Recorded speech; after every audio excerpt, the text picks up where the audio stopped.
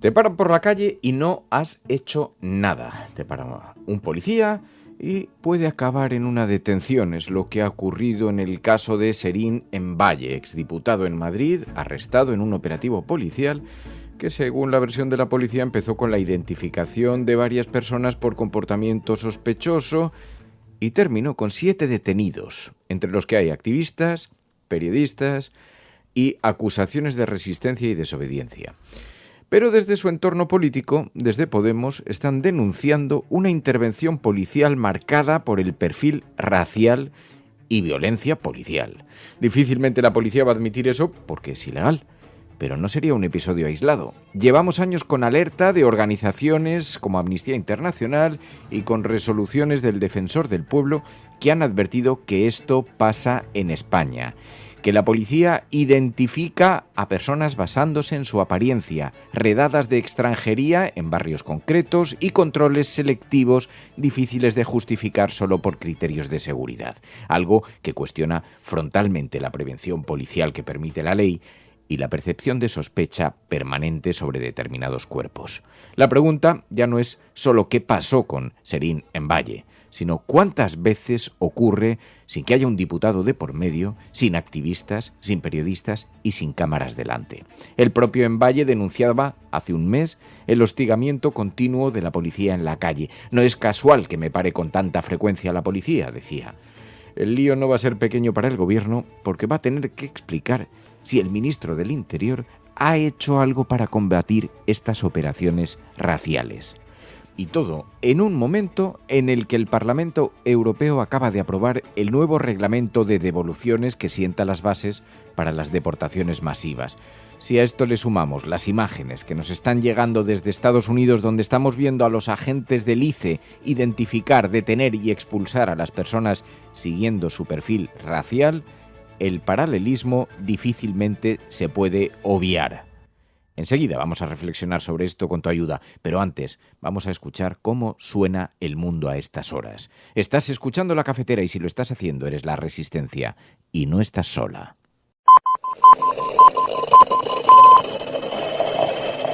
La Cafetera. Dirige Fernando Berlín. ¿Quieres un café? En el programa La Cafetera de Radio Cable. La ha entrevistado Fernando Berlín en La Cafetera. Esta mañana en La Cafetera de Radio Cable. Porque con las cosas que había dicho, que yo le oí la grabación del programa de Fernando Berlín. One thing we're very disappointed, I'll say it publicly, we're very disappointed with NATO. Because NATO has done absolutely nothing. And I've always said, 25 years ago, I was somebody that wasn't a politician, but I was always involved in politics and I understood politics. Well, let me start by commending Spain, because at the beginning of last year, the Spanish defense spending was about 1.4%, and in April I got a call from Pedro Sánchez, the Prime Minister, saying we will go to the 2%. He did. Esta posición en contra de la guerra de Irán la defiende también el Papa. Pero yo no escucho al PP y a Vox decir que entonces el Papa y el Vaticano está con los ayatolás. Esta posición la defiende, por ejemplo, el presidente de Alemania. O hay muchos gobiernos en Europa que están diciendo esta no es nuestra guerra. Pero no escucho al PP y a Vox decir eso significa que están con los iraníes. Pero en cambio, pues el malvado Sánchez sí está con los iraníes, sí está con Hamas, cuando nosotros lo que hemos hecho ha sido siempre condenar desde el primer minuto lo que se ha hecho por parte de Hamas en Israel. Yo tuve la ocasión de poder visitar algunos de los kibbutz y hablar con algunas de sus víctimas, pero con la misma contundencia decir, señorías, que nosotros no consideramos como legítima la respuesta genocida que está dando el primer ministro Netanyahu en Gaza o en Cisjordania. Convalidación o derogación del Real Decreto Ley 7/2026 de 20 de marzo por el que se aprueba el Plan Integral de Respuesta a la Crisis en Oriente Medio. Queda convalidado el Real Decreto Ley. La economía social en España es nada más y nada menos que el 11% del PIB. Son las fundaciones, las cooperativas, son las cofradías de pescadores y pescadoras, son las mutualidades que hacen algo muy importante, que es humanizar la economía y anclarla a los territorios. Yo todo lo que diga creo que está de más, todo el respeto. Yo reconozco que llevo desde ayer muy tocada, Es un absoluto drama y lo he puesto en un tuit que creo que deberíamos replantearnos como sociedad ¿Cómo podemos fallar a alguien tan joven de esta manera, ¿no? Creo que hoy deberíamos hacer una reflexión profunda y de verdad que me pongo en la piel de esa chica, me pongo en la piel de su familia. Me parece un absoluto drama y de verdad creo que debemos reflexionar por qué la hemos fallado. Que cumple la voluntad de Noelia, ¿no?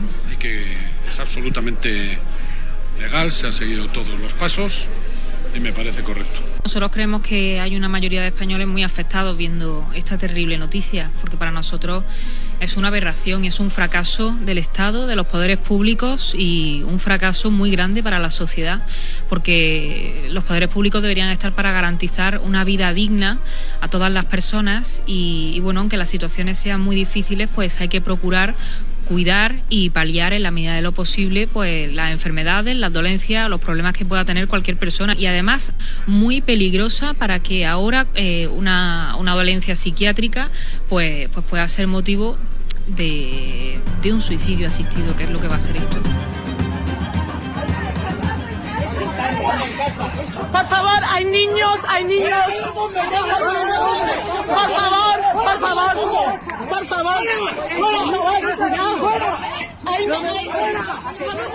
Estamos en la comisaría de Usera exigiendo la libertad inmediata de Serín Emballé, que ha sido detenido sin ningún motivo por la Policía Nacional en un nuevo ejemplo, en un nuevo caso de racismo policial. Esto es lo que pasa todos los días en nuestro país, que paran a las personas por el color de su piel, redadas racistas que se repitan a lo largo y ancho de todo nuestro país. Alzamos la voz, decimos una y otra vez, ninguna persona es ilegal y exigimos al Gobierno de España que ponga a Serín en libertad inmediatamente.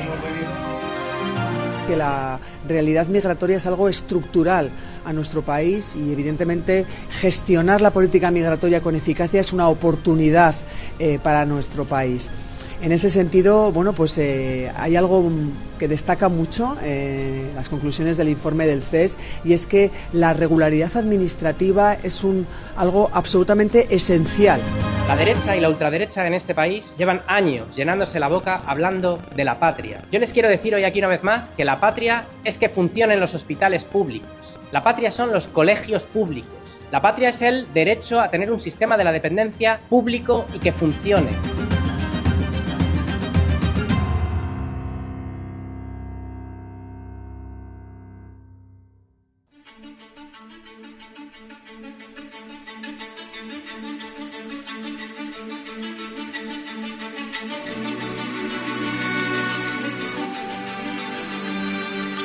Muy buenos días a todos, cafetera, bienvenidos una mañana más en este último programa antes de las vacaciones. Vamos a estar una semana de vacaciones, una semana descansando, volveremos a la vuelta de la Semana Santa. Sabéis que cada cierto tiempo hay que cogerse unos días para poder oxigenar la cabeza y vamos a hacer lo propio en esta próxima semana. Pero antes hay que repasar numerosos asuntos que están colocados en la prensa, en los medios de comunicación y que se convierten en noticia. Decíamos, comenzábamos con esta detención. Ha sido detenido y puesto en libertad el exdiputado de Podemos, Serín Emballé, después de un altercado con la policía, decían las agencias de noticias. Lo cierto es que la información que ha sido explicada a las pocas horas es que Serín Emballé estaba abriendo la puerta de su casa cuando fue abordado por dos policías que le pidieron identificarse, no quiso hacerlo y desembocó en una detención. Bajaron diversos vecinos, algunos de ellos activistas muy reconocidos en la vida político-social de Madrid, algún periodista de El Salto Diario. Bueno, se montó tal follón que la policía terminó deteniendo a 7 personas. Una detención que ha sido puesta en evidencia desde el primer minuto porque las detenciones raciales, tal y como os las imagináis, Serín Emballé es negro, lleva denunciando estas detenciones desde hace años.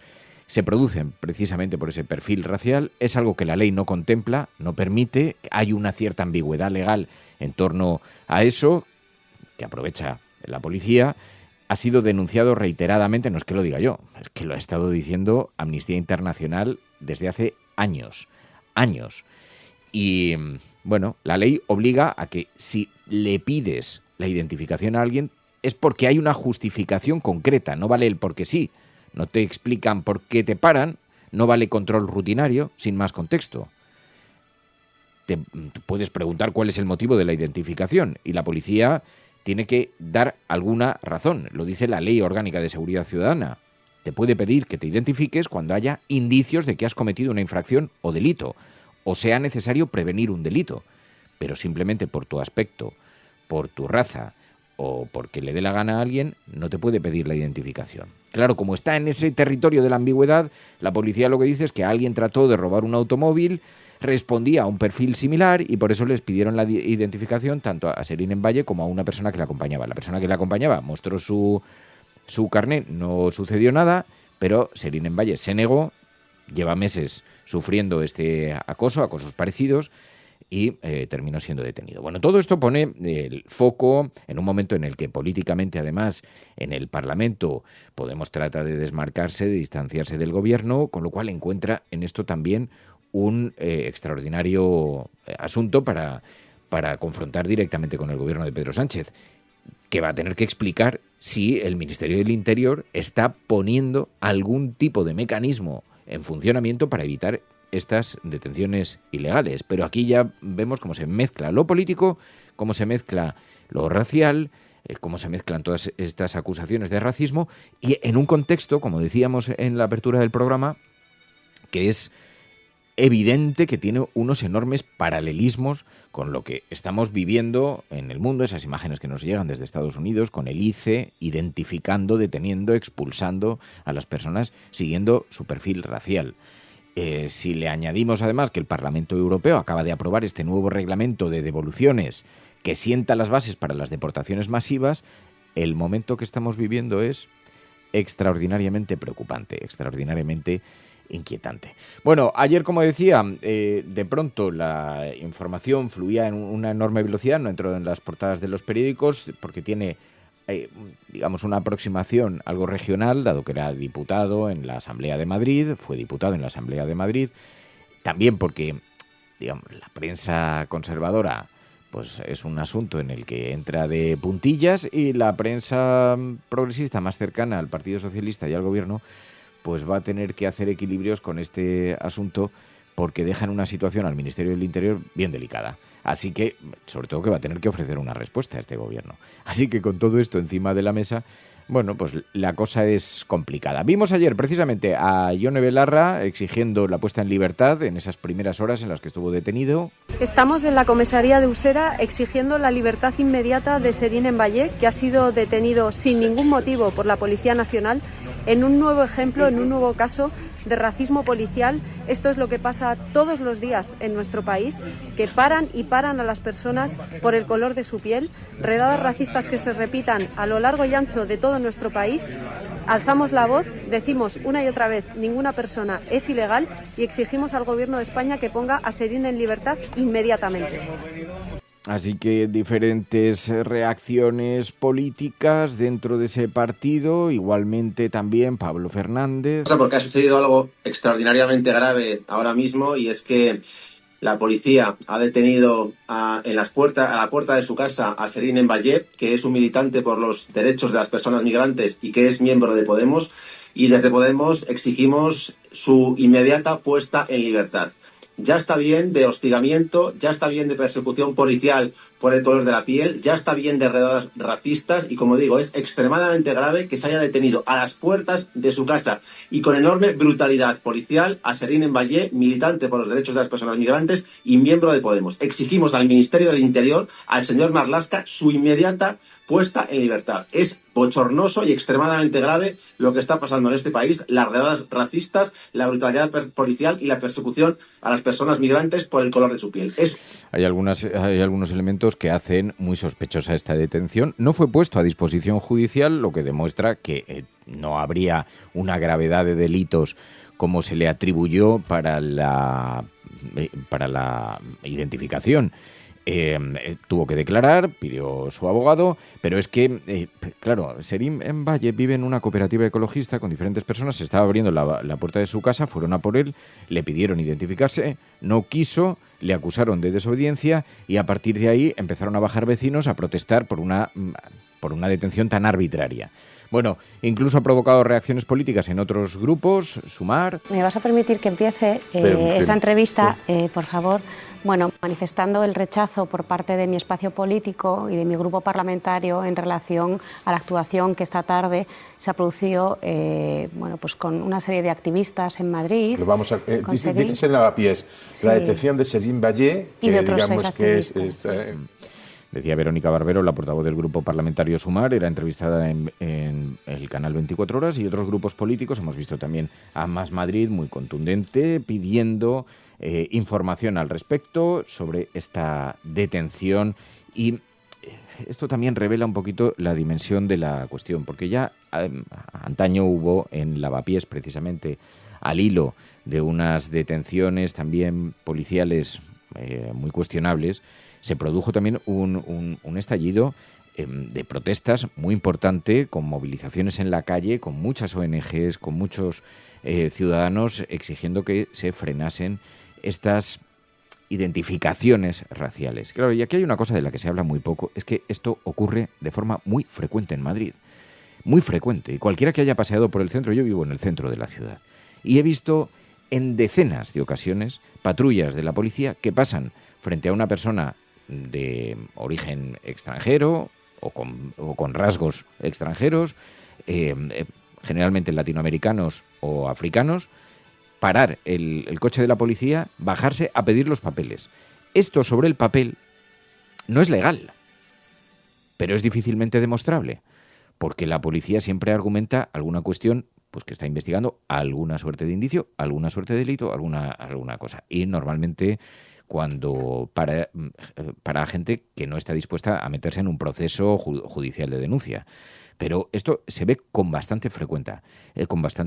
Bueno, pues todo esto abre un debate muy importante y vamos a ver qué reacción, qué respuesta tiene un barrio como el de Lavapiés, que a todas estas cosas reacciona con bastante contundencia, y está por ver que esto se extinga al borde de la Semana Santa o que culmine en algo más serio. Vamos a ver cuál es la respuesta que puede dar el gobierno a todo esto, cuál es la demanda de Podemos, de su partido político, de su formación política, y cuál es la demanda de las organizaciones sociales que están exigiendo y que están reivindicando que se investiguen todos estos casos y que se ponga freno a estas arbitrariedades de la policía, cuando todavía estamos a tiempo para ser contundentes en la respuesta, porque muchos nos tememos que, como sigamos el ejemplo de Estados Unidos con el AIDS, como acabemos gobernados por la derecha y la extrema derecha, esto va a ser una broma en comparación con lo que vamos a vivir. Así que, bueno, este es uno de los asuntos que están esta mañana encima de la mesa, como digo, tapados por una reforma que ha anunciado el gobierno. Ahora os vamos a contar, ya sabéis, Sánchez ha impulsado a Carlos Cuerpo como nuevo pilar del gobierno. El ministro de Economía asciende a vicepresidente primero, en lugar de María Jesús Montero, y además Arcadi España, exconsejero en el gobierno valenciano, va a estar al frente del Ministerio de Hacienda. El perfil técnico de Carlos Cuerpo hace pensar, además le hemos visto hacer declaraciones en la CNN, hablar en japonés, en un fluido japonés, delante de inversores.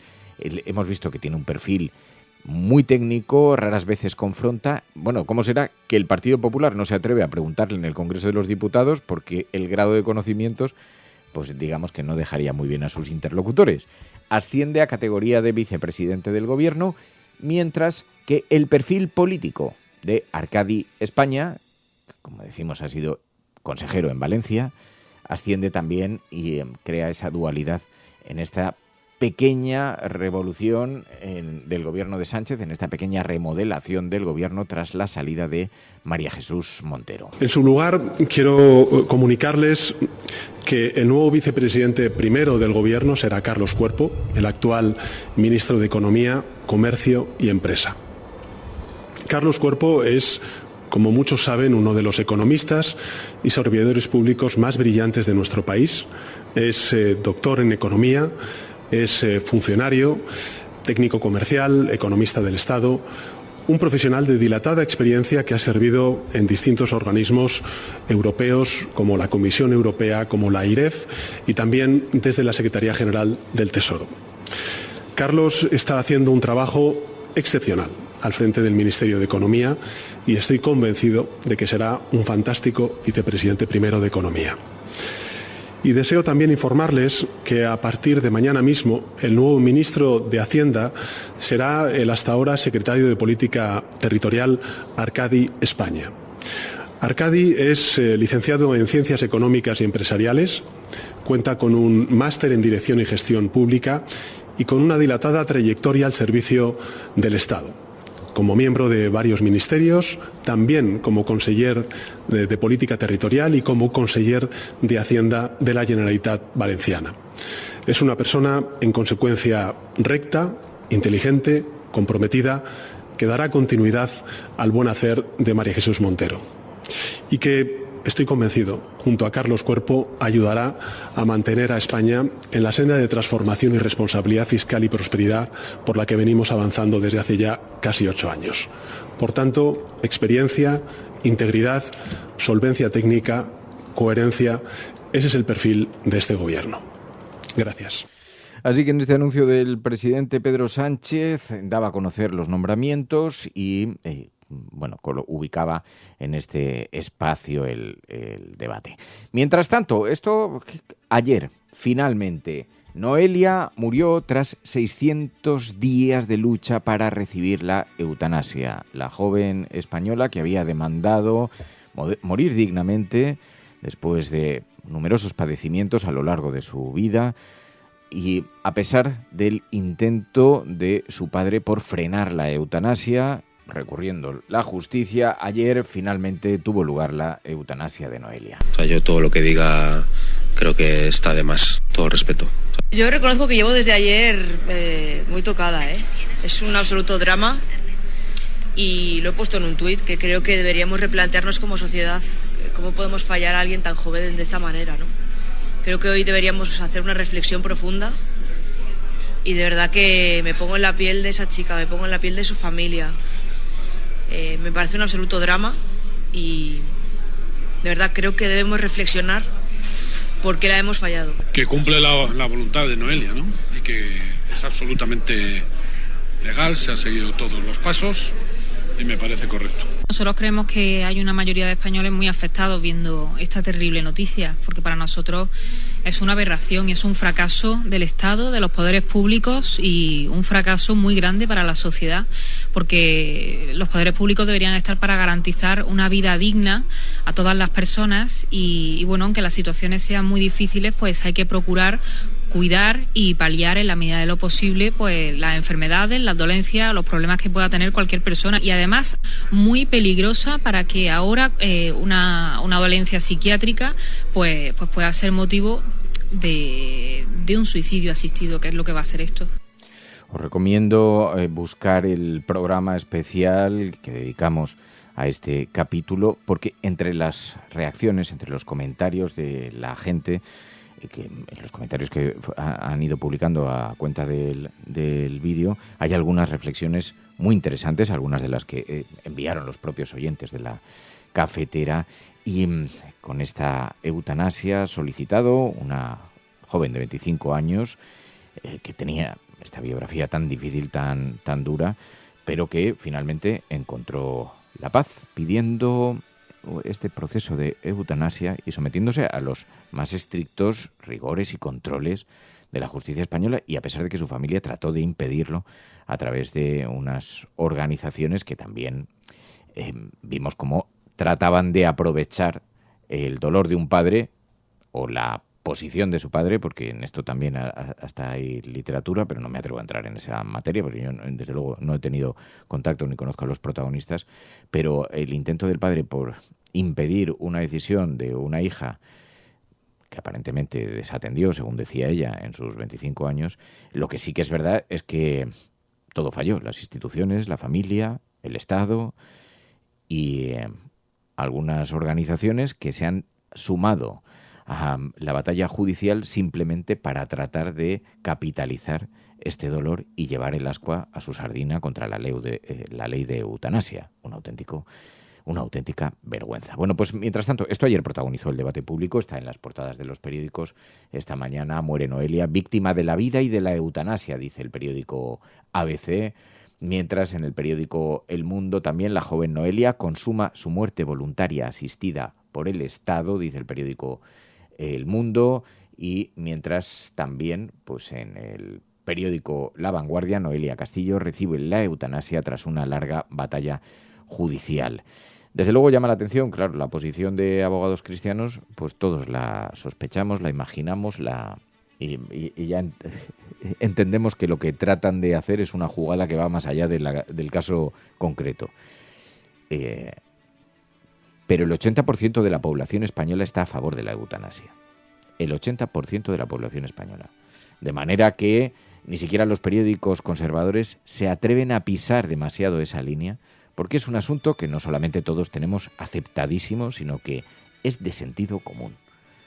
Que cada uno tenga derecho a decidir cómo quiere morir, con qué dignidad, en qué momento quiere hacerlo, y que exista un aparato legal, bueno, que marque que ponga el marco para que todo se produzca en las condiciones razonables que intuimos. Pero bueno, ayer fue el gran debate, aunque como os decía, pues ayer además hubo comparecencias parlamentarias. Vimos asuntos muy interesantes. Vimos, por ejemplo, a Pablo Bustinduy hablando de la patria. La derecha y la ultraderecha en este país llevan años llenándose la boca hablando de la patria. Yo les quiero decir hoy aquí una vez más que la patria es que funcionen los hospitales públicos. La patria son los colegios públicos. La patria es el derecho a tener un sistema de la dependencia público y que funcione. Y la patria también es el derecho constitucional a la vivienda. Como ustedes saben, el Gobierno de España ha aprobado un decreto ley que está en vigor para prorrogar todos los contratos de alquiler que venzan en el año 26 y en el año 27. El Partido Popular y la ultraderecha de Vox ya han anunciado que van a votar en contra de este decreto. Votar en contra de este decreto ley quiere decirle a casi 3 millones de compatriotas españoles, 360.000 personas en Andalucía, que cuando venza su contrato van a tener que enfrentarse a subidas del 30, el 40, el 50% o irse de sus casas. Votar en contra es ponerse del lado de quienes utilizan la vivienda para especular, para abrir pisos turísticos que vacían nuestros barrios y nuestras ciudades, para lucrarse. No puede ser. No puede ser. Yo le pido a la gente que reflexione, que mire alrededor, que vea hacia dónde está yendo el mundo, que se fije en lo que está pasando en los Estados Unidos de Donald Trump, que se fije en lo que está pasando en la Argentina de Milei, recortes de los derechos de los trabajadores, violencia indiscriminada, campañas bélicas internacionales completamente ilegales que solo generan sufrimiento, dolor y que van a dañar el sistema energético y económico en su conjunto. Bueno, ayer precisamente tuvimos novedades. Ayer escuchamos a Donald Trump mostrándose resentido con la OTAN por no haber apoyado su operación en Irán. One thing we're very disappointed, I'll say it publicly, we're very disappointed with NATO, because NATO has done absolutely nothing. No ha hecho nada, la OTAN decía.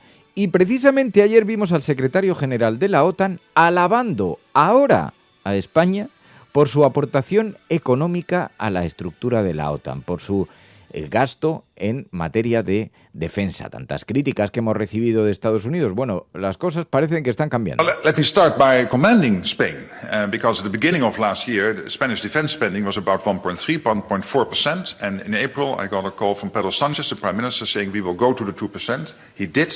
España ha ido cumpliendo sus compromisos y ha ido aumentando su gasto en defensa, decía el secretario general de la OTAN. Claro, no veréis que esto ocupe ni una sola línea en los periódicos, a pesar de lo que ha ocupado cuando eran críticas las que recibía este gobierno. Pero bueno, también yo no lo entiendo por qué no lo intenta patrimonializar la derecha, porque podían decir, mirad el presidente pacifista, lo que se gasta en armas, en defensa, que ahora le alaba el propio secretario general de la OTAN.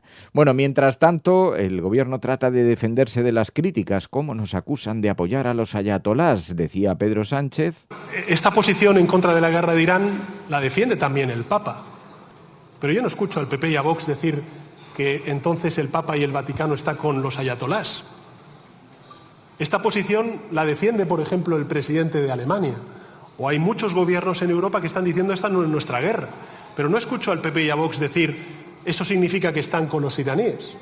Pero en cambio, pues el malvado Sánchez sí está con los iraníes, sí está con Hamas, cuando nosotros lo que hemos hecho ha sido siempre condenar desde el primer minuto lo que se ha hecho por parte de Hamas en Israel. Yo tuve la ocasión de poder visitar algunos de los kibbutz y hablar con algunas de sus víctimas, pero con la misma contundencia decir, señorías, que nosotros no consideramos como legítima la respuesta genocida que está dando el primer ministro Netanyahu en Gaza o en Cisjordania. Así que esto, de nuevo, en el foco del debate político. Bueno, ayer el Congreso votó a favor del decreto que trata de paliar los efectos de la guerra de Irán. 175, votos en contra 33, abstenciones 141. En consecuencia, queda convalidado el Real Decreto Ley. Bueno, pues así está la fotografía. El Gobierno salva la rebaja de las gasolinas con la abstención del PP, dice esta mañana el periódico La Vanguardia, mientras también pues ha aprobado el decreto con medidas por la guerra con la abstención del Partido Popular. El único partido que votó en contra fue el partido de extrema derecha, Vox. Así que nada, vamos a ver cuáles son las noticias, en todo caso, que han destacado en estos mismos días en la prensa internacional, que también constituyen un breve resumen a lo que ha sucedido en España en la última semana. Eso sí, antes, recuerda que este programa existe gracias a tu apoyo. Si todavía no formas parte de la familia de La Cafetera, súmate a La Resistencia y hazte mecenas, hazte suscriptor para ayudar a sostenerlo. Los oyentes de La Cafetera sostienen este programa. Hazte mecenas y únete ya a La Resistencia Cafetera. radiocable.com/mecenas. Programas de radio, de televisión en España, la prensa burlándose de nuestra propuesta. Podrán decir todos los periódicos del mundo lo que quieran. Que a democracia vai ganhar. En España, el ex vicepresidente del gobierno... En España finaliza el recuento de votos en los comicios municipales y autonómicos con una participación del 64%. Rodrigo Rato is under investigation. Dejaré lo mejor de mí, para poder estar a la altura de la confianza que ustedes me han entregado. No olvidamos justicia, verdad, respeto. Seguimos. Bueno, pues esta ha sido una semana que en lo informativo ha tenido mucha materia y eso pues tiene la repercusión lógica en la prensa internacional, que siempre nos sirve este repaso para ver qué imagen ha proyectado nuestro país en el exterior, pero también, sobre todo, para hacer un pequeño resumen semanal de cómo están las cosas en la mirada internacional. Lo hacemos de la mano de Pilar de la Peña. Pai, buenos días. Hola, buenos días. Y en una semana en la que, bueno, realmente esto no ha sido uno de los epicentros centrales. No hemos tenido polémicas directas entre Donald Trump y España, aunque ya veníamos con un buen catálogo. But some of the European, like Spain, has been terrible. In fact, I told Scott to cut off all dealings with Spain. Spain, first of all, it started when every European nation, at my request, paid 5%. Como en todos los reproches de lo poco solidarios que hemos sido, no les hemos dejado utilizar las bases, hemos financiado poco a la OTAN, ha recibido Donald Trump varias preguntas sobre esto y entonces eso ha desencadenado también un hilo de hipótesis sobre cómo podría castigar Trump a España, que creo que lo ha llevado incluso en una columna del Wall Street Journal, ¿no? Sí, es una columna que firma un jurista israelí ultraconservador que tiene una serie de comentarios que también indican qué tipo de personaje. De hecho, es un jurista israelí que es un colaborador del Heritage Foundation, que es esta organización que es una especie de think tank, que fue quien firmó, no sé si recordarás, una agenda que se llamaba el Project 2025, que era una agenda ultraconservadora que explicaba cómo antes de que Donald Trump fuera elegido se consideraba una especie de hoja de ruta para ir cambiando poco a poco el gobierno hacia un, digamos, un sistema mucho más restrictivo y mucho más de ultraderecha. Bueno, pues este autor o este jurista israelí que firma esta columna en el Wall Street Journal, que se llama Eugene Kontorovich, pues está englobado, está situado en todo este escenario. Y la columna se titula así, literalmente, ¿no? ¿Cómo puede Donald Trump castigar a España? Sostiene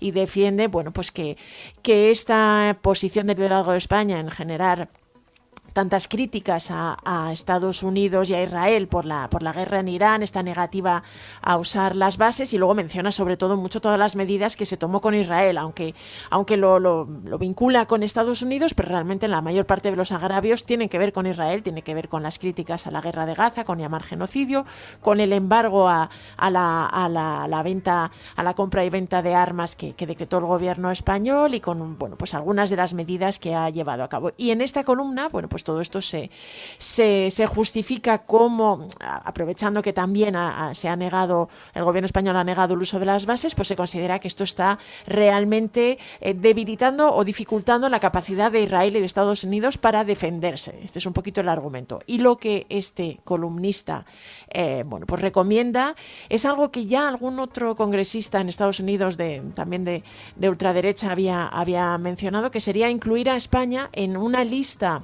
de países, una especie de lista negra que tiene el Departamento del Tesoro sobre países que se dedican a boicotear. Todo esto tiene que ver con una iniciativa que en los años 70 se llevó a cabo en Estados Unidos para ayudar a Israel y para, digamos, proteger de todos los boicots muy activos que países árabes estaban desarrollando contra Israel para intentar pues perjudicarles y socavar un poquito su economía y en otros aspectos. Entonces Estados Unidos creó esta lista que permitía una serie de instrumentos y que entre otras cosas obligaba a las empresas que querían hacer negocio con estos países pues a hacer reportes fiscales, y se permitía algún tipo de multas o de costes o de impuestos que hacían más costoso y realmente menos interesante todas estas operaciones. Y este columnista israelí pues sostiene que España ha hecho méritos suficientes para ser incluida en esta lista, que debería estar junto a países como Yemen o Irak, que más o menos también se podrían incluir, y que esto permitiría a Donald Trump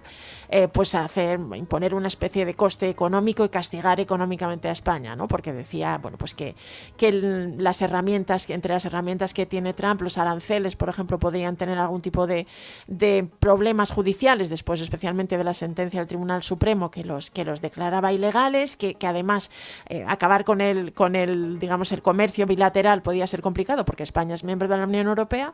Y pues este jurista israelí sostenía que esta inclusión en la lista pues permitiría infligir un coste a España bastante sencillo, entre comillas, y que podía ser significativo a nivel comercial.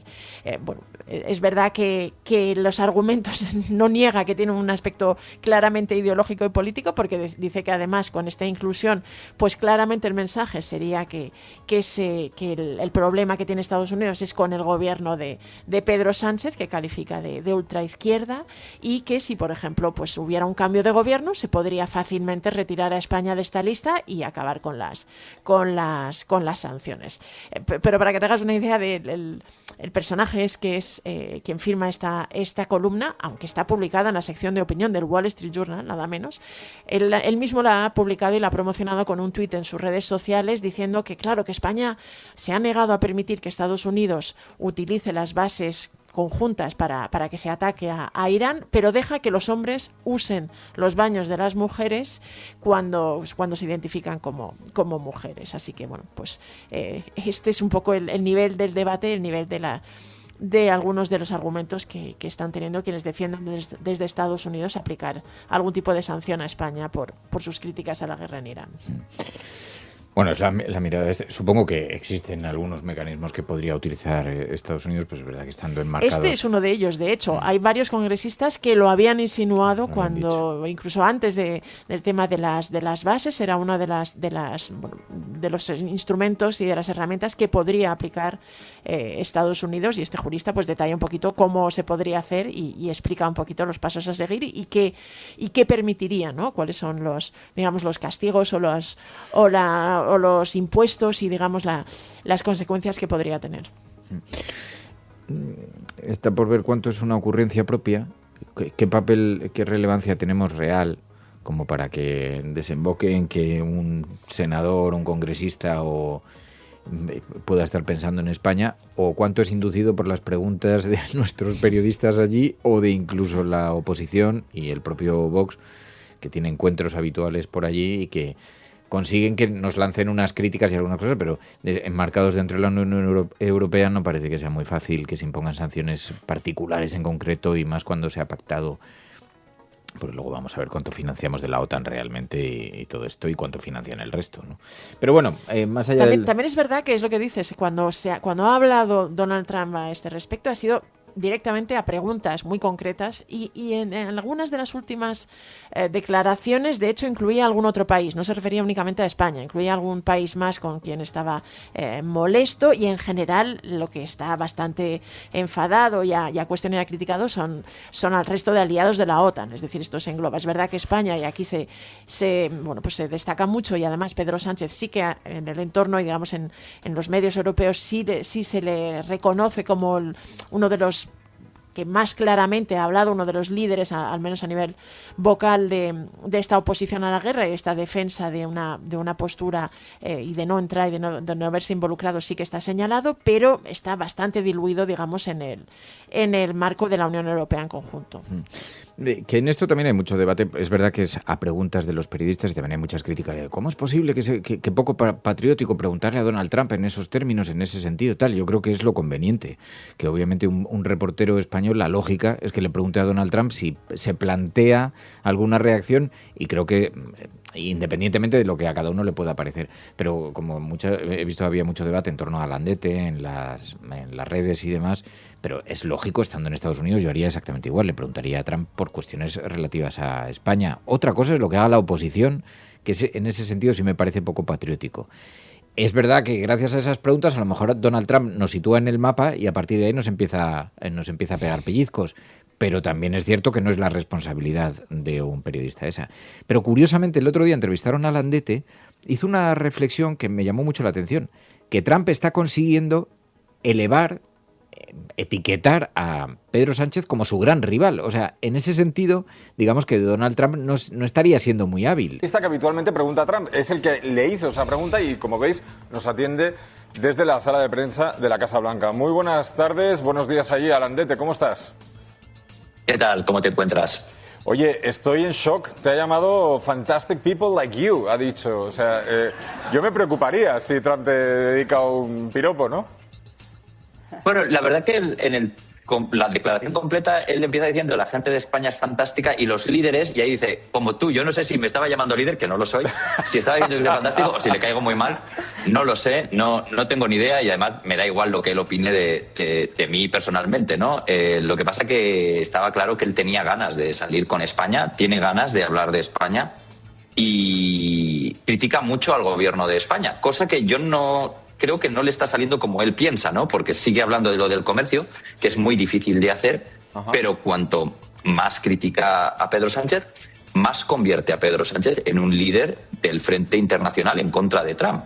Entonces, aquí en la sala de prensa de la Casa Blanca, yo me encuentro estos pasados días a compañeros periodistas corresponsales de países como Canadá, Reino Unido, Australia, Qatar, que todos ya conocen a Sánchez. Es ya, o sea, algo que no había sucedido hasta ahora, que era que Sánchez es un apellido que se conoce, ya está identificado como todo un líder sobre todo para los gobiernos de izquierda, más los que no se han atrevido a plantarle cara así a Trump tan directamente como Reino Unido y Canadá, que son de la OTAN, que tienen gobiernos bastante de izquierdas, pero han preferido no plantarse ante las consecuencias de este ataque a Irán, ¿no? Así que se da esa paradoja, ¿no? Que al final Donald Trump está engrandeciendo a Pedro Sánchez con sus respuestas, más allá de la propia posición que tiene Sánchez, que es evidentemente de confrontación y de pulso hacia las políticas norteamericanas, ¿no? en el conflicto. Yo, de hecho, he escuchado algún análisis medio en broma, medio en serio, que aseguraba que Landete casi parecía estar trabajando para Moncloa, porque es evidente que además la propia insistencia, a mí me llama personalmente la atención la cantidad de veces que puede preguntar. Es verdad que Donald Trump en ese sentido está siendo un personaje o un presidente que claramente está atendiendo a la prensa con una facilidad y con una amplitud que contrasta con otros muchos. No tiene ningún problema en pasarse horas contestando a los los periodistas, incluso en llamadas. Se ha dicho que desde que empezó la guerra de Irán ha llamado a veces personalmente a los periodistas, pero que lo haga con un periodista español es llamativo. Pero es verdad que he visto alguna reflexión diciendo, bueno, pues David Alandete casi parece un agente de Moncloa, porque es evidente que esa misma insistencia en preguntar por la relación con España y por esta supuesta molestia de Trump hacia España está provocando muchos titulares, está provocando que muchos medios hablen también de esta relación de Pedro Sánchez y termine un poco señalado o identificado, etiquetado casi como el líder de la resistencia, ¿no? Que también hubo un artículo en The Economist que ya le calificaba así, y todo esto pues está reforzando un poco esa narrativa. Sí, lo que pasa es que yo insisto, más allá de la dominen, porque oye, habrá quien le caiga mal o que le caiga bien David Alandete, yo creo que está haciendo un buen trabajo en esa dirección, en este asunto en concreto, ¿no? Porque luego ya está el debate, como en las redes, o como cada uno interactuamos en las redes, y porque en esto se señala mucho a Alandete cómo responde, si responde de una manera o de otra. Pero lo cierto es que tener a Donald Trump delante y tener la oportunidad de preguntarle, obviamente le va a preguntar por España, obviamente le tiene que preguntar por el presidente del gobierno, obviamente le tiene que preguntar por las posibles sanciones, las posibles tal, ¿no? Y me parece que conseguir esas respuestas es hábil, más allá de cualquier otra consideración, que seguro cada uno tendrá las que quiera tener, pero me parece que es como... y sobre todo esa dominen, o sea, porque aquí el problema es lo que dice Trump, no lo que dice el mensajero o cómo plantea la pregunta, ¿no? Pero independientemente de eso, bueno, más allá de este capítulo hay otras cuestiones que también han salpicado a la prensa internacional. Hemos visto cómo la guerra de Irán también nos ha hecho observar las ventajas que tiene España por estar posicionado energéticamente a favor de las energías renovables. Eso tiene unas ciertas ventajas que en el caso de Irán parece que se han hecho notar en los precios. Creo que por lo menos de eso presumía el gobierno. Gracias a que tenemos ese despliegue, nosotros no tenemos las dificultades que tienen otros países. Estamos enfocando mejor la crisis energética que otros. Dice el New York Times, e incluso de Político, que no es una verdad completa. ¿Es así? Sí, fíjate que la semana pasada hablábamos que el Financial Times había puesto de relieve esta situación y bueno, consideraba que España, antes lo había hecho también Euronews, la televisión europea, pero estos dos grandes medios habían sido bastante elogiosos, ¿no? Consideraban que España era una referencia y un modelo de cómo el sistema eléctrico podía, digamos, capear mejor que otros las turbulencias que podía generar el aumento de precios por la guerra en Irán, y bueno, pues se destacaban un poquito las cifras de generación renovable en España y cómo además todo esto había permitido, no solo las renovables, pero todo el diseño del sistema eléctrico había permitido que realmente las facturas pues de electricidad, de la luz en España fueran sensiblemente más bajas que en otros países, ¿no? Y el New York Times, pues bueno, señalaba un poquito, pero intentaba profundizar un poquito más y decía que era una verdad a medias, ¿no? Que al final es cierto que muchos de los datos de generación eléctrica en España están muy apoyados en las renovables, pero que esto también obedecía a una serie de circunstancias en este año y que además no había que olvidar que también había un 20% de la generación que tenía que ver con las nucleares y que ese era un elemento clave para garantizar la estabilidad del sistema. Esta semana de Político, la edición europea del digital, insistía también un poquito en eso, ¿no? Cuando España se está poniendo de modelo, pues decía que había una serie de cosas que la Unión Europea en conjunto sí podía aprender del sistema de España y de la apuesta por las renovables de España o de la manera en que se había diseñado el sistema, pero había algunas que tenían mucho que ver con España en concreto y que no eran exportables. También estos medios también señalaban que a veces esta dependencia de los renovables hace que la climatología pues tenga una importancia significativa a la hora de generar la electricidad. Es verdad que España en este sentido, lo decía de Político, por ejemplo, tiene una gran cantidad de horas de sol prácticamente todos los años y que eso le permitía también tener un rendimiento, porque explicaba que hay algunos otros países, que Alemania tiene o Austria tiene un gran despliegue en parques solares, también los países nórdicos, pero tienen muchas menos horas de sol que España. En este sentido España tenía una cierta ventaja. También explicaban que en general los sistemas eléctricos son bastante complejos, especialmente el español. Todos estos medios internacionales lo ponían de relieve, y es verdad que cuando intentas entender la factura de la luz en España tienes bastantes problemas, pero lo que sí es una realidad es que toda esta apuesta por las renovables, la manera en que está diseñado y que se ha hecho el sistema energético en España, pues está atrayendo la atención de bastantes medios internacionales por la posibilidad de ser una referencia a la hora de afrontar pues todas estas turbulencias y todos estos posibles impactos generados pues crisis como la guerra de Irán, que disparan los precios del petróleo, del gas, y que claramente pueden ser un problema para la inflación en muchos países. Bueno, el caso es que ha presumido el presidente del gobierno incluso sobre esto. Desgraciadamente hay familias políticas, hay gobiernos que están utilizando esta crisis, esta subida de los precios de la electricidad, para poner en solfa, poner en cuestión y tratar de debilitar las políticas climáticas.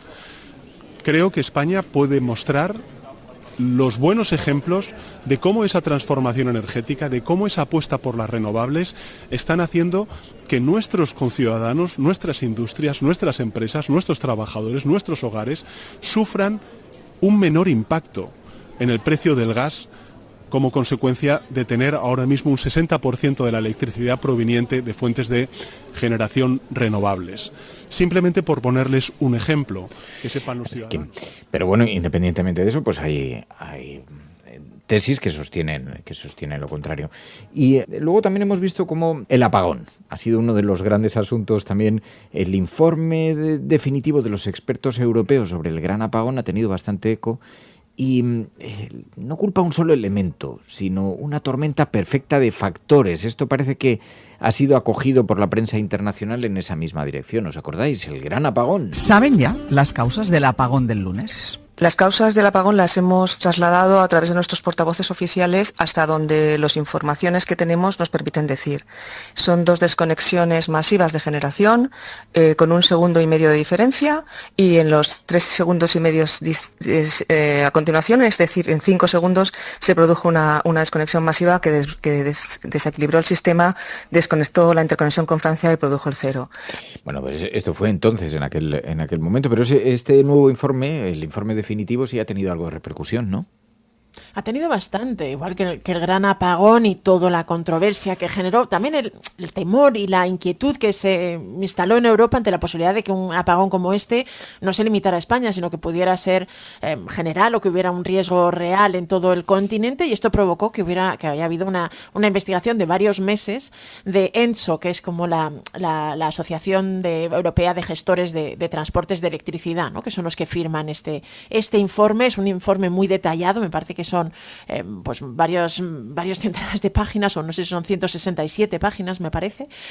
Realmente lo destacan medios como la BBC. Llama la atención que no haya tenido un eco menor en la prensa española, pero en los medios internacionales lo ha recogido la BBC, Le Monde, el Financial Times, Euronews, el Frankfurter Allgemeine, Radio France, Le Figaro, Euractiv, en fin, multitud de medios que sí lo han puesto de relieve, ¿no? Y casi todos ellos lo que destacan en titular es que el informe niega que hubiera una única causa, habla de múltiples factores que interactuaron y provocaron. Varios medios, incluso el informe menciona el término de tormenta perfecta de factores, ¿no? O cóctel perfecto, y lo destacan medios como Le Monde o Euronews en sus titulares, y explican un poquito esto, ¿no? Que al final tuvo que ver también con las dificultades y la incapacidad de la red eléctrica para absorber o para gestionar, digamos, un incremento repentino e inesperado de tensión que se provocó,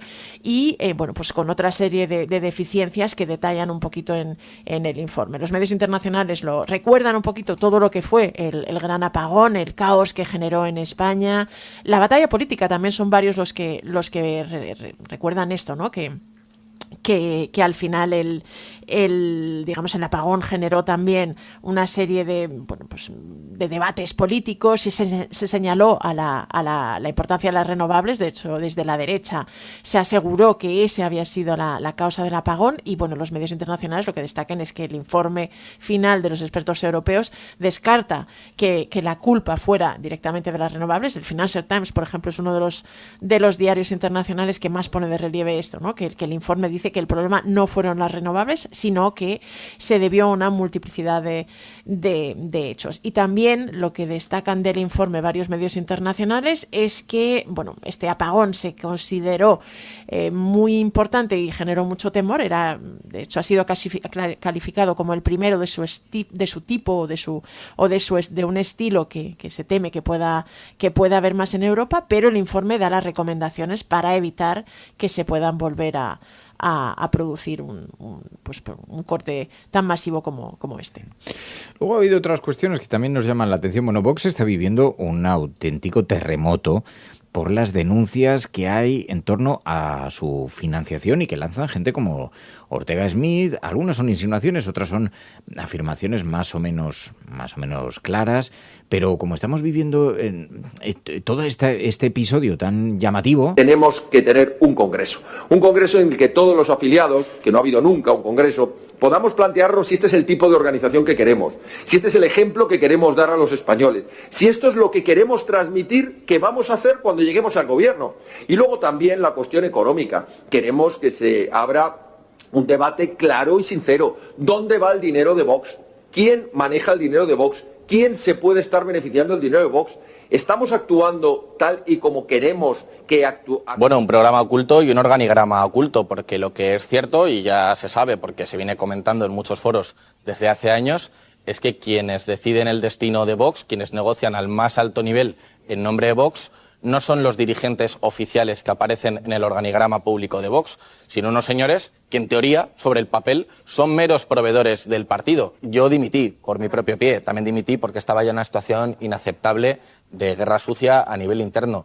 Yo, que la señora de Abascal cobraba 60.000 euros al año de un proveedor del partido, que por lo visto es el que hace los folletos, el que presta los servicios editoriales al partido. Esto, gente que ha sido muy significada en la vida interna de Vox. También esto ha estallado en el Congreso de los Diputados, el capítulo de la financiación señalado por Pedro Sánchez. Gracias a la información de compañeros o excompañeros de Vox, ahora sabemos que Abascal desvía nada más y nada menos el Torquemada, porque aquí sube y da, vamos, habla de lo más lindo. Pero el señor Abascal desvía 2,5 millones de euros de la Fundación Disenso, que para que nos entiendan aquellos que están escuchando esta intervención, es la fundación de Vox, bueno, la fundación del señor Abascal, para hablar en términos coloquiales y nos entienda, a su bolsillo personal, el que venía a regenerar la vida democrática de nuestro país. Claro, con razón no está. Y aun con todo, los apoyos a Vox tampoco sufren demasiado, pese a todas estas denuncias tan graves, tan sonadas, tan significativas, y sigue siendo una de las apuestas de los jóvenes. Lo vemos que no sabemos si por el efecto contestatario, cuál es la razón, pero en esto ha reparado la prensa internacional, el Financial Times, ¿no? Que son los jóvenes enfadados los que se están inclinando hacia la extrema derecha, Pai.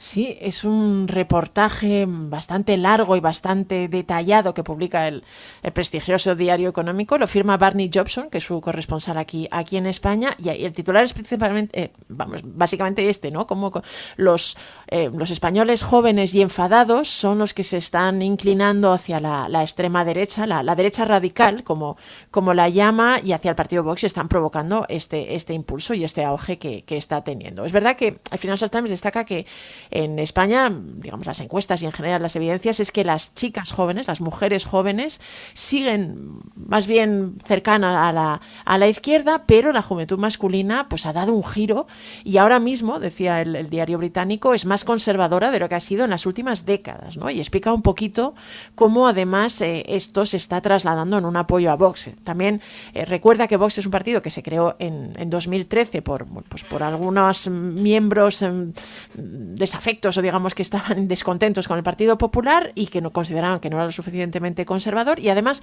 inicialmente, recordaba el Financial Times, se apoyó mucho en las preocupaciones clásicas de la derecha y por ejemplo en algo como la reivindicación de los toros, ¿no? De las tradiciones y esto. Pero lo que destacaba el reportaje es que había ido poquito a poco cambiando el discurso. También lógicamente el discurso anti-inmigración habría tenido un enorme peso en el auge y digamos en el relato de Vox y en cómo había ido atrayendo y creciendo tanto en los sondeos como en las elecciones, pero que ahora realmente lo que caracterizaba el boom que estaba viviendo el partido era que pues había conseguido explotar esta especie de agravios económicos y sociales que sentían buena parte de los jóvenes, ¿no? Entrevistaban en el reportaje a varios jóvenes que explicaban un poquito cómo se sentían que les habían robado el futuro, los problemas que tenían para acceder a una vivienda, la precariedad laboral, que muchos de ellos realmente presentaban este enfado y claramente, por un lado, tenían a los inmigrantes como uno de los chivos expiatorios al que se oponían o que defendían que había que recortar esta inmigración, pero también las políticas del gobierno, ¿no? Vox había conseguido un poquito que este discurso calara y explicaba que muchos de los jóvenes realmente se estaban inclinando en apoyo a Vox también como una reacción contra las políticas del PSOE y también, en cierta forma, y esto era interesante, ¿no?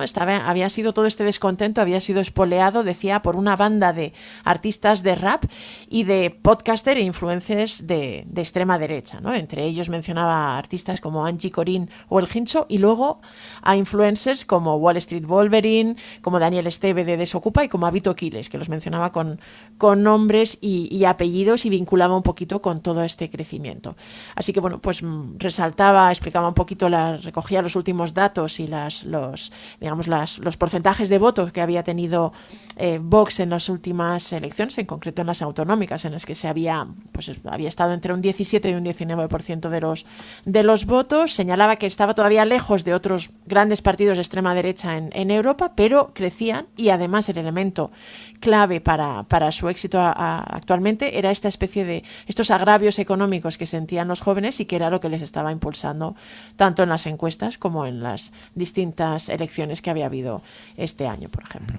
Otros asuntos que implican a la derecha y que agitan un poquito el árbol.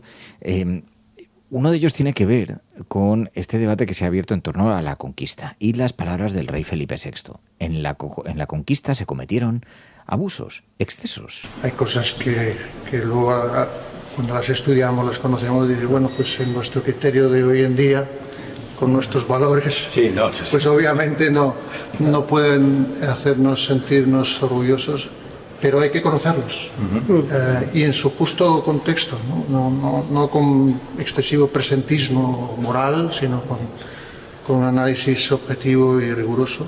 Pero claro, todo eso abrió un debate. La derecha aquí estuvo coqueteando, primero con la crítica, después con la ambigüedad. Ayuso siempre, por supuesto, al timón de las complicaciones, de las polémicas. Y también pido dejar en paz al rey, que es el rey de todos. Y lejos de pedir perdón, yo lo que sí que quiero decir es que estamos profundamente orgullosos del legado de España en México y viceversa, de ir al Nuevo Mundo, de llevar la nueva España y también digo forma civilizada porque era justo lo que no ocurría hasta que llegamos los españoles en... Cosa que no ha gustado, por cierto, en México, estas palabras de Ayuso, que también tiene su gracia, porque dice, pido dejar al rey en paz, que está reconociendo por primera vez los abusos, que ya es un terremoto, pero a continuación añade con lo bien que lo hicimos allí. Pero es que esas palabras retumbaron hasta en México. ¿Saben quién es el asesor de esta mujer? Felipe Calderón. Pues, ¿qué va a decir? Que nieguen la historia.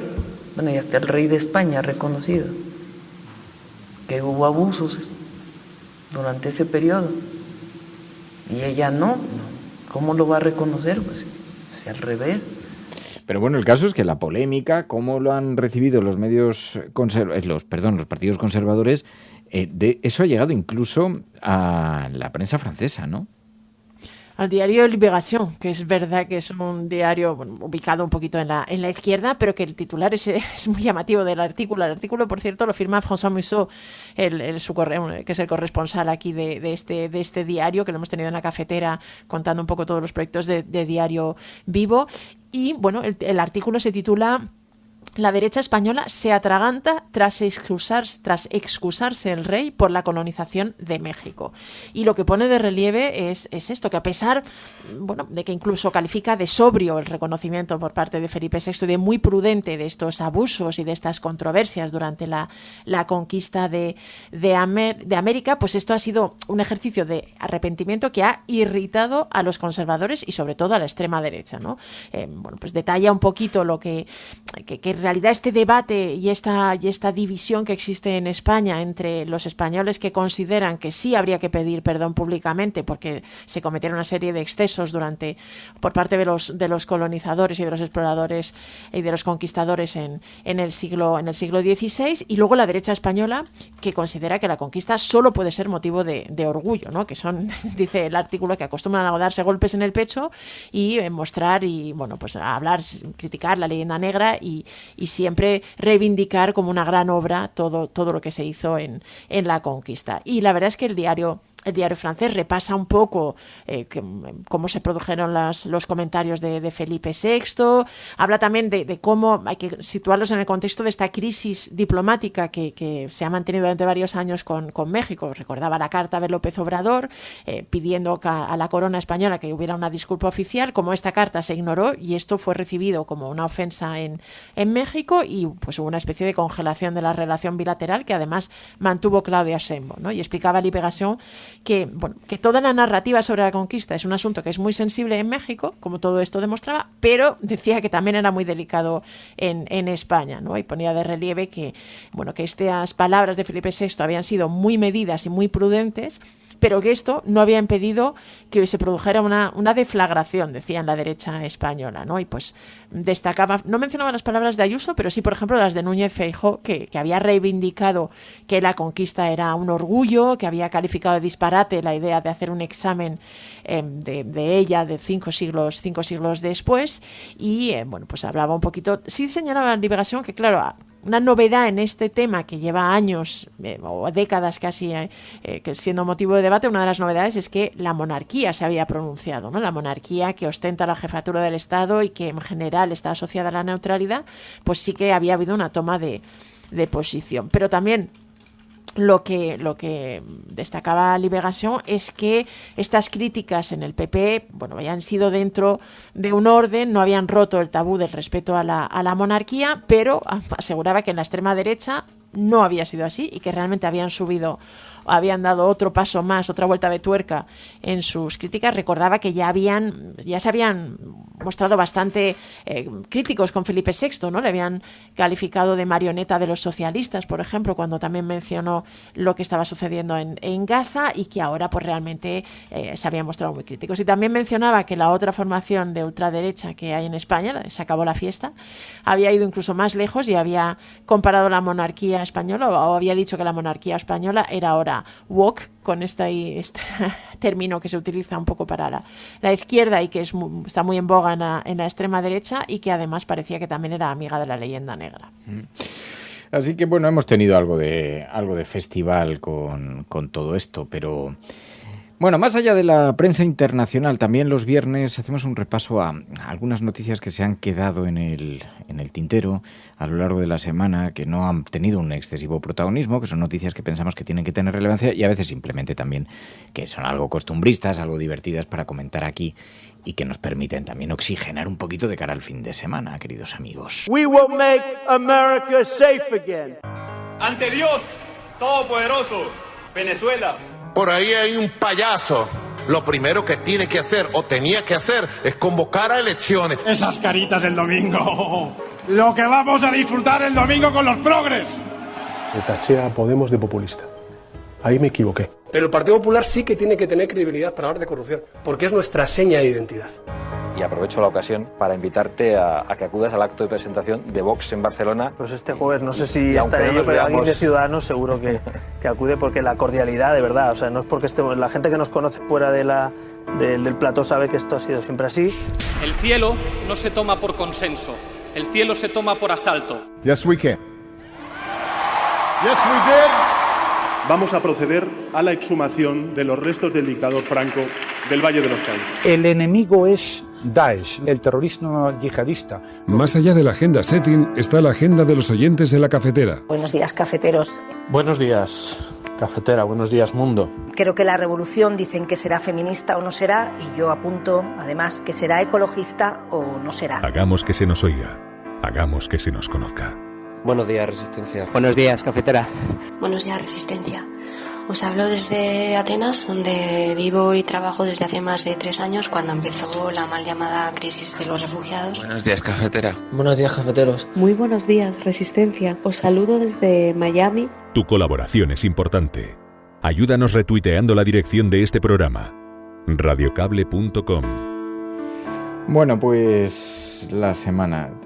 Mira, hay una noticia, Pilar, que yo he visto que ha tenido bastante repercusión en las redes sociales, que me gustaría empezar por ahí, manejándolo con el mayor de los tactos, porque creo que es verdad que esto ha entrado en el debate de las redes sociales, hay mucha especulación, como también hay mucho enconamiento con todo lo relacionado con Israel, y es un caso muy específico, pero que llama mucho la atención por la naturaleza del mismo, la naturaleza de las denuncias y por la peculiaridad que supone. Resulta que hallaron sin vida a la hija de una ministra israelí, la ministra israelí de asentamiento. Esta es una mujer que había denunciado en varias ocasiones había denunciado abusos sexuales rituales, decía, por parte de la comunidad, una comunidad muy cerrada en la que convivía, una comunidad ultra religiosa en la que vivía, y por parte de su familia. Decía que eran abusos sexuales rituales. El caso es que ha sido hallada sin vida después de hacer estas denuncias. No es la primera vez que las hacía, las había hecho también en el pasado. Su familia, por contra, contestaba que tenía problemas de salud mental, que estaba fantaseando en esta cosa, pero como el lugar donde residía, los grupos, los asentamientos son bastante opacos en su funcionamiento, en sus normas, en sus costumbres, pues todo esto ha dado un territorio a unas especulaciones gigantescas en las redes. Y la verdad es que cuando te pones a investigar, un poquito a observar, a ver cuánto de fiable tiene toda esta historia, hay incluso hasta páginas en la Wikipedia dedicadas a esta cuestión. Pero creo que pesa una ley en Israel. No sé si es un secreto de sumario en concreto, porque se está investigando también las denuncias que hizo ella, y en todo caso es bastante opaca toda la información, pero es bastante alucinante, Pai. Sí, todo el caso realmente pone los pelos de punta.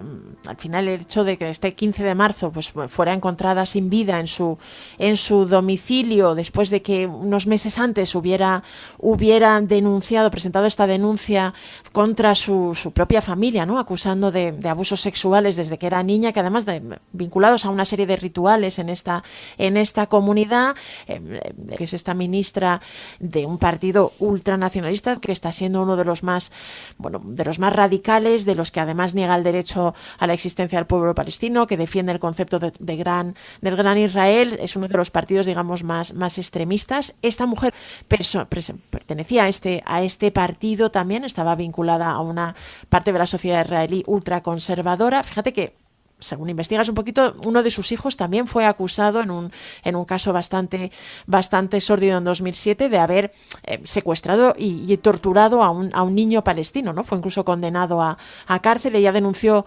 que la inocencia de su hijo, que se había creído a los testigos árabes, pero hubo varias organizaciones que realmente respaldaron esta denuncia, así que todo el caso es realmente tremendo. Las denuncias que ella presentó fueron investigadas, pero es verdad que se impuso sobre el caso una orden de silencio judicial que se ha mantenido, pero que ahora, claro, con el hallazgo de la muerte de esta mujer, pues cobra una nueva dimensión. Todo esto está bajo investigación, pero sujeto a este silencio judicial, y realmente en algunas organizaciones feministas en Israel lo están denunciando y están pidiendo que se aclare, que haya una mayor transparencia, aunque claro, todo esto se combina ahora con la muerte de la testigo principal y de la acusada, y bueno, pues este caso es difícil saber hacia dónde puede derivar.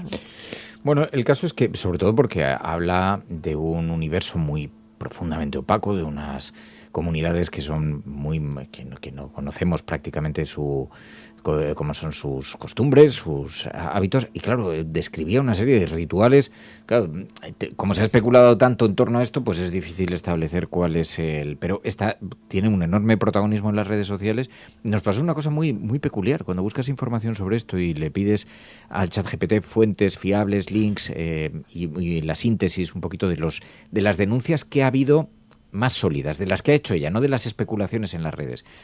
Pero se nos borraban los mensajes en el ChatGPT y puede que es que pese precisamente esa instrucción judicial de censura, o no lo sé exactamente cómo funciona el ChatGPT en esa materia, o igual es un error transitorio de mi propia aplicación. O sea, yo no descarto nada porque en estas cosas nunca se sabe, pero resultaba bastante curioso, bastante peculiar la dificultad para encontrar información que sea más o menos sólida sobre este caso. Bueno, no es sencillo, ¿eh? A mí también me ha costado mucho cuando lo hemos empezado cuando lo hemos conocido, que nos hemos puesto a investigar. Es verdad que Haaretz, que es uno de los diarios más importantes de Israel, por ejemplo, lo menciona, pero con una prudencia, sin mencionar, probablemente por esta orden de silencio judicial, pero que afecta a toda la prensa, incluso la israelí, y que hace que sea complicado cierta transparencia. Eso es precisamente lo que están denunciando muchas ONGs, ¿no? Esa especie de sensación de que se está ocultando el caso, cuando las denuncias son bastante graves, involucran además a una figura pública y a una ministra del gobierno, y bueno, pues se está reclamando, y ahora además ha terminado el caso con la muerte de la joven, pues se está reclamando que haya mayor claridad y mayor transparencia en este caso. Lo que pasa es evidente que las dudas existen también. Y porque yo en estas cosas siempre quiero ser muy cauto, porque claro, a lo mejor la respuesta es una simple defensa, pero parte de la respuesta es que tenía problemas de salud mental y que por lo tanto pues el relato estaba fantaseado. Y como desde luego es obvio que desde aquí no tenemos la capacidad para saber nada de esta historia más allá que lo que se está publicando en medios como Haaretz o en otros medios en las redes, pues es difícil, pero desde luego está teniendo una relevancia extraordinaria en el debate de las redes sociales, en el debate público. Oye, otra cosa que esta semana hemos hablado mucho sobre el caso de Noelia, la eutanasia. Pero es que a cuenta de todo este debate que se ha dado en España y del que ya hemos estado hablando en el primer tramo de este programa, a cuenta de todo esto, resulta que ha empezado a circular unas informaciones de estadísticas en Países Bajos. Resulta que la eutanasia por trastornos mentales ha crecido notablemente en Países Bajos, y esto ha abierto un enorme debate social, porque aumentan los casos de lo que llaman eutanasia psiquiátrica, y especialmente entre jóvenes.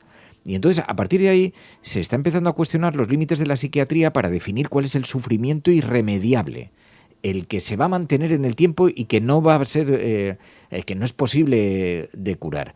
Claro, también están alertando sobre riesgos como el contagio social, la normalización de la muerte asistida. Es un debate complejo, en paralelo ya hemos dedicado aquí un programa entero a hablar de eso y a hablar de los matices, la importancia de los matices.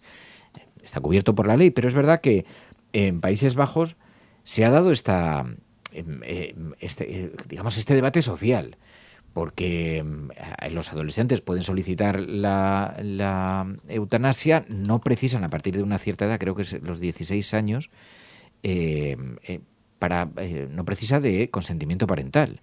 Entonces se habla mucho de que además, como la salud mental también se está complicando muchísimo en esta época que vivimos, de tantos contrastes, de tanta comparación social, todas estas cosas que hablamos aquí con nuestra psicóloga, con Ángela Fernández, la manera en la que se perciben los propios jóvenes, pero que todo esto haya desembocado en ese debate también me parece alucinante, porque es otra de las derivadas precisamente del debate de la eutanasia, Pai. Sí, el hecho de que esté reconocida la eutanasia psiquiátrica o la eutanasia para los enfermos mentales, pues abre esta posibilidad, abre este debate. Hay que tener cuidado porque es evidente que son cuestiones muy sensibles, muy dolorosas, y es uno de los flecos que están utilizando también las personas o los colectivos que se oponen a la eutanasia o que intentan,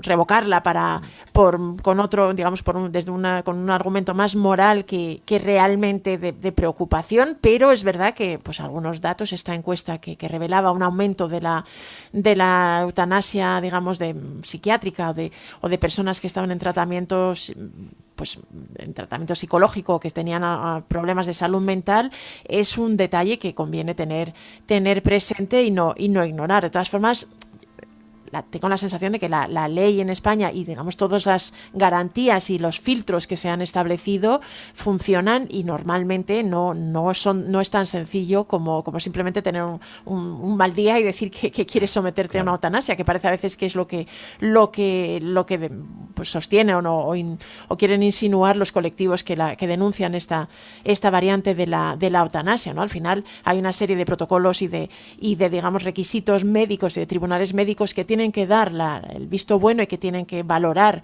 los casos concretos, y no es tan sencillo. Pero sin duda es uno de los asuntos, porque en muchos temas de salud mental, y además dada la crisis que está habiendo con la cantidad de sobre todo de adolescentes y de gente muy joven que está teniendo problemas de salud mental, pues tener una aproximación, digamos, constructiva a este asunto y a estos detalles, a estas cifras de Países Bajos, también probablemente, bueno, pues sea recomendable para poder garantizar que realmente no quien solicita la eutanasia, quien la recibe en España, pues puede acogerse o tiene garantías de que haya pasado todos estos filtros.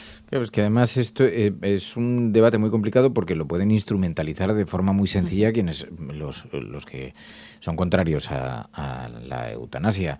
Y además, siempre en los medios... Es muy fácil ridiculizarlo, ¿no? Dices, no, en cuanto tienes un mal día vas a pedir la eutanasia, y no es así.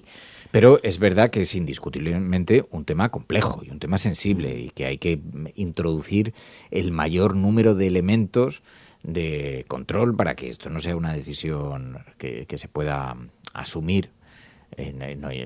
Incluso hablaban de la psiquiatrización de esta cuestión, ¿no?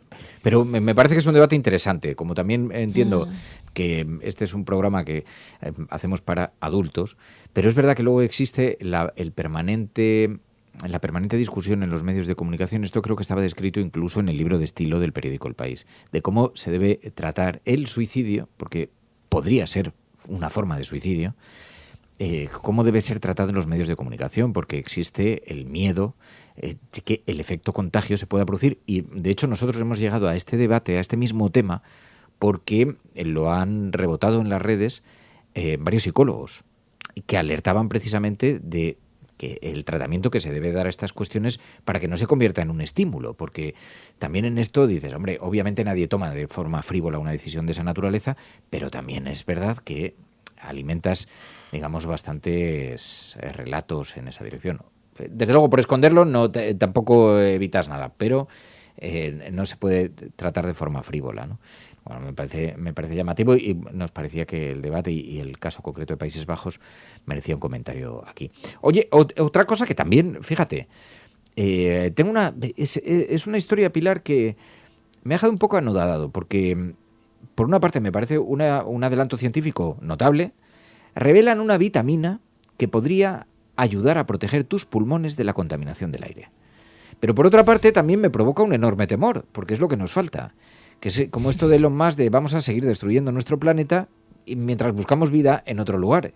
O la creamos y dices, pero pedazo de idiota, ¿no será más fácil proteger lo que tenemos? Bueno, pues aquí pasa un poquito igual. Solo nos falta una píldora para descuidarnos y confiarnos en el aire contaminado. Respirar aire contaminado, que en un montón de ciudades nos lo comemos con patatas.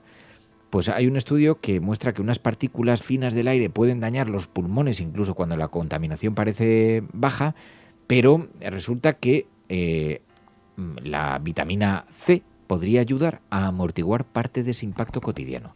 Son unos experimentos que han hecho y han encontrado que sí, que el nutriente reduce la inflamación, protege estructuras celulares y entonces hay como mucho optimismo en esta cosa.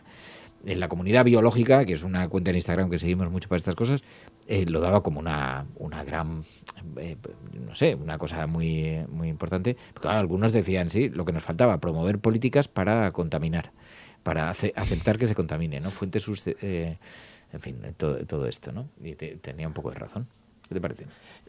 Sí, en principio, hombre, todo lo que sean avances científicos para mejorar la salud parece otro del que vamos a hablar una buena ahora. noticia, pero que no se utilice también para eso. Bueno, ya podemos seguir contaminando, como ya tenemos una vitamina que soluciona los problemas, pues no reduzcamos la contaminación, ¿no? También es verdad que se plantea ese riesgo. La otra noticia, la que has enviado tú, te pido que la leas tú, porque también habla de avances científicos para mejorar cuestiones de salud saludables, el daño genético, para evitar el daño genético. Entonces, pero como tiene interpretaciones más complejas, luego yo ya me meto para estorbar, ¿sabes? Pero bueno, puedes darnos el titular. Puedes darlo tú para que no parezca que lo he elegido yo, pero lo ha enviado Pai. O sea, digo, que quede claro, que luego me dicen a mí, anda, ¿cómo está la cosa? Onanística. ¿Sabes? Mira, el titular es: la ciencia recomienda una eyaculación diaria para evitar el daño genético de los espermatozoides.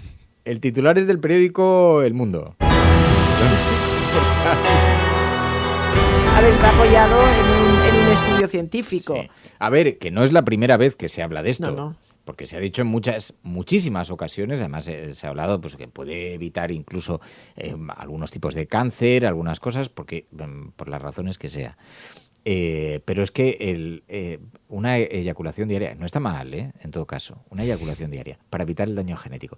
Así que cuando pilles a tu pareja, esto lo digo en términos generales, no hablo en caso concreto de tu caso, Pilar, pero también ampliable. Cuando pillen ustedes a su pareja manejando la manivela, está haciendo un ejercicio social de protección de la salud, básicamente. O sea, no solamente porque protege a los espermatozoides, el daño genético, porque luego el titular es así, ¿no? Pero es que pero el desarrollo de la noticia también tiene su gracia. Sí, no, la verdad es que es una universidad es una investigación de la Universidad de Oxford y una de las más amplias que se ha hecho hasta la fecha sobre este tema, ¿no? Ya se sabía que la falta de eyaculación o lo que se llama el almacenamiento del esperma podía tener un coste oculto. Fíjate que en algunos casos se recomienda no hacerlo diariamente, por ejemplo, si vas a donar semen, pero sí que es verdad que tiene que darse salida. Ahora realmente lo que los hallazgos de esta investigación han puesto de relieve es que realmente la masturbación da lugar a espermatozoides de mayor calidad, porque cuando se queda mucho tiempo almacenado, pues se deteriora con bastante rapidez y en este sentido pues se asocia con un deterioro. Así que la abstinencia sexual puede tener efectos sobre el ADN de los espermatozoides. Ha dicho masturbación. Y el estrés oxidativo también. Ha dicho masturbación. Pero no hablan de la masturbación específicamente. O sea, sí hablan también en el estudio, pero hablan de la liberación de espermatozoides. La eyaculación diaria, sí, no especifican cómo tiene que ser. Porque se pueden liberar espermatozoides de múltiples formas, no solamente a través de la masturbación. Como diría, era Macarena Olona, que la recordamos por aquellas frases épicas, como todo el mundo recuerda, pero como no tengo el audio a mano no lo puedo investigar, lo cual es una pena, porque era maravilloso. ¿Os acordáis que hizo un alegato así en contra de... No sé si era revisando unos libros de texto o algo así, que le parecía que eran demasiado explícitos y le daba mucho pudor le daba. Y entonces, hablar de la masturbación. De masturbaciones. Sí. Pues que... Pero vamos, básicamente ya le podéis decir a vuestros conocidos que agiten la zambomba lo más posible, que es una cuestión ya de salud pública. Bueno, habíamos dicho que no era necesario, ¿no? Que también puede ser el coito, vamos. O sea, pero que hay que eyacular.